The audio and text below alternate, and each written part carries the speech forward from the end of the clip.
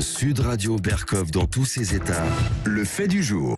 Les éoliennes. Et oui, les éoliennes, ces merveilleuses intermittentes du spectacle que le monde entier nous envie. Et on veut peupler, c'est très bien les éoliennes, mais quand il n'y a pas de vent, comme vous le savez, qu'est-ce qu'on fait? Alors, bon, va pour les éoliennes.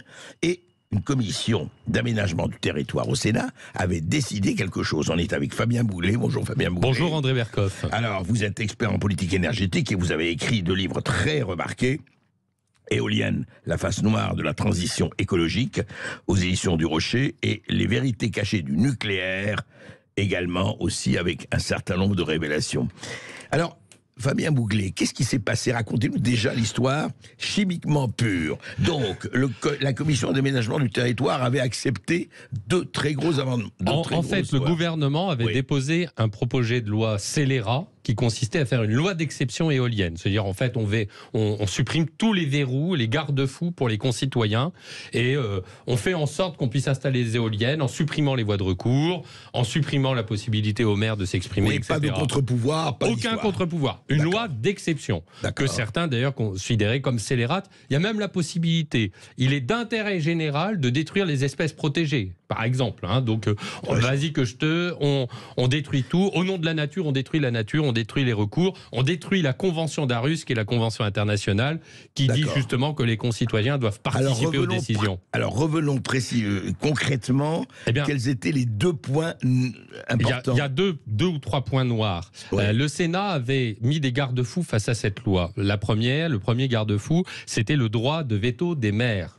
C'est quand même logique que sur une commune, le maire puisse dire oui ou non on veut des éoliennes, ainsi que les communes limitrophes.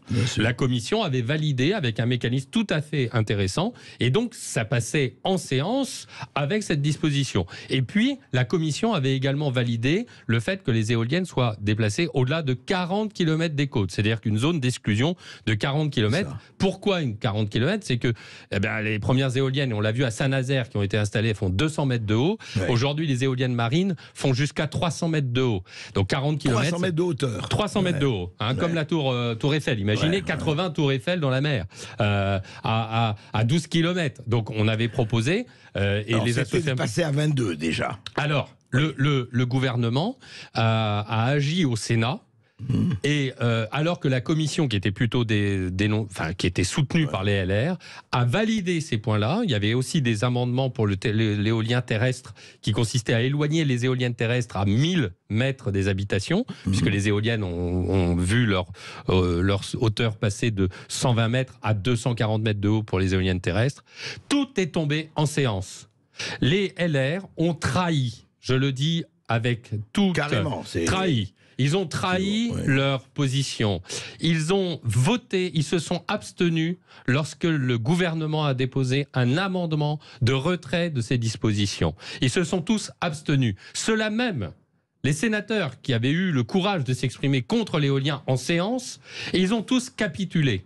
Tous. Et là, c'est un véritable... personne n'en parle, mais c'est un véritable suicide politique. Parce que je crois que les sénateurs, en particulier Gérard Larcher, ça n'est pas le cas de Bruno Retailleau, avec qui j'avais fait d'ailleurs une vidéo d'échange sur ces questions-là. Mais Gérard Larcher et les sénateurs des Yvelines qui sont à la manœuvre, évidemment dans les Yvelines il y a assez peu d'éoliennes, certes, ne comprennent pas la colère qu'il y a dans le monde rural et dans le monde littoral. Et je le dis très humblement et très simplement, de ce que je retourne des territoires, la colère est immense contre les Républicains. Ça se paiera dans les urnes, soit au sénatorial, parce que les maires qui se sont vus refuser l'accès à la possibilité de dire non quand les éoliennes sont sur leur territoire, vont évidemment ne pas voter pour les sénateurs républicains lors des sénatoriales qui ont lieu en septembre prochain. Par ailleurs, de nombreux anti-éoliens en France, dans le monde côtier ou le monde rural, vont se présenter aux élections sénatoriales, puisque tout citoyen peut se présenter. Il y a une véritable... Il y a une incompréhension. Il y a une incompréhension des LR. Et d'ailleurs, depuis le départ à l'Assemblée nationale de Julien Aubert, qui était le député spécialiste de la question énergétique, il n'y a plus un seul spécialiste sur l'énergie au LR. C'est indigent. Et dire que la commission d'enquête sur l'énergie va être ouverte, on peut être qu'inquiet. Et d'ailleurs, il y a quelques jours, les députés LR avaient écrit une tribune dans le Figaro en disant qu'il fallait pas d'hostilité, ils n'avaient pas par principe d'hostilité à l'éolien et qu'il fallait pas avoir une position dogmatique comme les antinucléaires d'extrême gauche. Bon, écoutez, non, mais là, on assiste à un suicide assisté. Moi, j'ai même du mal à comprendre que c'est peut-être parce que ce sont des urbains LR qui ont rejoint finalement La République En Marche. J'ai même du mal à comprendre comment les sénateurs qui sont au contact des gens et qui savent aujourd'hui la colère qu'il y a sur le sujet des éoliennes ont pu. Et ce qui est beaucoup plus grave, André Berkoff, c'est qu'ils ont, une fois que le texte a été cristallisé, ils ont tous voté. Le groupe LR, ils ont tous voté pour le texte d'Emmanuel Macron et de Pannier-Runacher. C'est-à-dire qu'ils ont complètement, ils se sont complètement soumis au diktat gouvernemental. Alors effectivement, on entend des associations opposées, Journée noire pour le littoral français, le Sénat capitule, tel est le titre du communiqué par lequel réagissent la Fédération de protection et d'aménagement de la baie de Quiberon, des îles et du Grand Site Dunaire, l'Union Belle-Îloise, Horizon Croisillon, etc. Alors effectivement, ce projet de loi qui est porté par Agnès Pannier-Runacher, ministre de la Transition énergétique, alors est-ce qu'ils vont trouver, à votre avis, où c'est déjà joué le 5 décembre, une majorité à l'Assemblée nationale? Alors, moi, je fais un appel. Je fais un appel aux députés LR. Je fais un appel aux députés de La République En Marche, parce que je sais qu'il y en a. Là, il s'agit d'une double trahison au Sénat. D'abord, une trahison par rapport aux concitoyens qui subissent les nuisances des éoliennes, mais aussi une trahison industrielle, parce que la France ne produit pas d'éoliennes, contrairement à ce qui a été dit dans les débats parlementaires au Sénat. Nous n'avons plus de filière industrielle éolienne, et quand nous privilégions l'installation d'éoliennes, nous martyrisons en quelque sorte notre filière nucléaire. Ça fait 15 ans qu'on subit ça, et pour un parti gaulliste comme les LR, capituler aux renouvelables qui sont tenus par les lobbies d'extrême gauche ou écologistes est une honte politique. Donc j'espère qu'Olivier Marleix, et je fais un appel à Olivier Marleix, et je fais un appel à tous les députés de La République En Marche et au Parti communiste. Vous ne pouvez pas valider cette loi à l'Assemblée nationale. Ça n'est pas possible. Ça n'est pas possible que la représentation nationale accepte une loi scélérate, une loi antidémocratique qui supprime les droits de recours de nos concitoyens, qui détruit la vie de nos concitoyens. Quand vous pensez que Mme Punachier vient à l'instant, il y a quelques jours, de demander de débrider les éoliennes. C'est-à-dire qu'on va avoir encore plus de bruit, parce que les éoliennes étaient bridées pour éviter qu'elles ne fassent du bruit. On va encore contribuer à la mauvaise santé de nos concitoyens.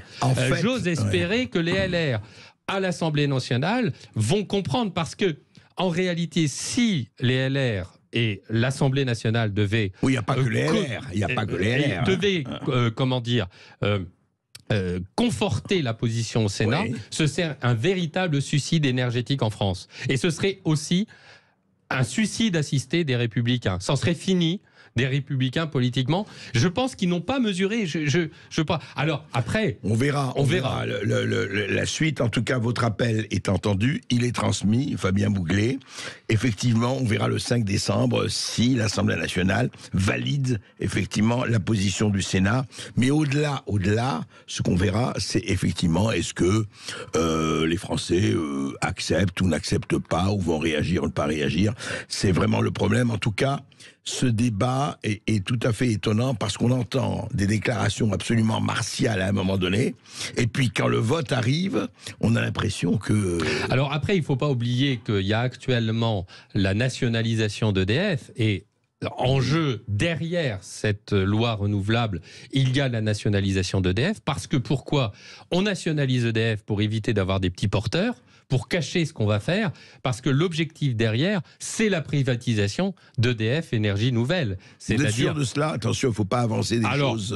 il y a dans les tuyaux... Il faut rester au conditionnel, peut-être. Il y a dans les tuyaux la possibilité de privatiser EDF Énergie Nouvelle. Et évidemment, pour privatiser EDF Énergie Nouvelle, si vous avez une loi renouvelable qui met des garde-fous aux éoliennes, ça va coûter beaucoup moins cher aux acheteurs potentiels de type Engie au total. Donc on voit bien que derrière cette manœuvre, il y a la volonté derrière, d'après mes sources, de détruire notre système. On va voir français. ça, on va suivre ça, mais vous avez raison, c'est très préoccupant. Il faut quand même être très très conscient du fait que du point de vue de l'environnement, du point de vue de la vision, du point de vue de la beauté des paysages et du point de vue énergétique, c'est quand même le nucléaire qui reste jusqu'à aujourd'hui le garant, effectivement, de 75% de nos approvisionnements. André Berkoff, je donnerai juste un chiffre. Oui. Il faut comprendre que 20 ans d'installation d'éoliennes n'ont contribué qu'à 1,6% du mix énergétique français. C'est-à-dire que les Français ne consomment que 1,6% de l'énergie primaire en 20 avec ans des éoliennes. Intéressant. C'est quand même une catastrophe. C'est quand même très préoccupant, je suis d'accord avec vous. Et je pense que les sénateurs et les députés devraient lire mes livres parce qu'ils seraient édifiés à mon par leur avis, contenu. ils les ont lus, c'est pas ça qui les empêche. Hélas, Fabien Bouguer. Merci beaucoup, André Berkoff.